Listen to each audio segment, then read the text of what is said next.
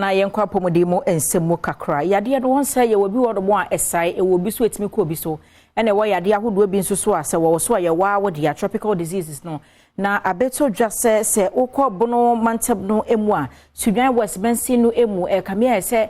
mpanifo dodo na anhyada mu ani nkọ yade ete saa ne ho nti no ba na eba na do na edo so nti ne wo de ade hyede eto mpanifo nim se omo wani enko ho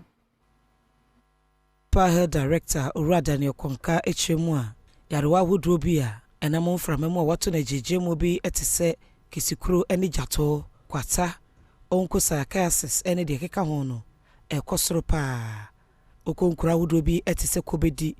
liman krum Canada mantukwa damasu abofo krum apreku krum wabrase eni de keka ho a nyina ewo bono epoye mantem ne mu a wonu mu enya bi no edoso ne senti ewo sempenifo etimi bo ho dawru ebra woni amanebo ni Christian for rikuma twetwem komo no wopa emfie mienu dwumadie ewa ahafomantem ne bonomantem ewontoma ene wode sansemi etudwa say yenya na ya kutu measures in place in tema etimi lead to the deformities nti de ye ne say ye tighten surveillance say dey need to hono na ye hwehwe say de be obi wo yare ni bia no ye be provide service amanentem enwechi penimpa woda Global Media Foundation awaka adwumekwa wonjumadi enshaban ase ne ho bia ode sanhyehyeye eba mantemi mu Rafael Godlove ahenu enso ne Adom Kasee etwetwe enkomo nkyiremu sei ene wode etudwa Oba Sunyani West ha de edimu akotene pa no ye wo leprosy ye wo elephantiasis ye wo yos na afi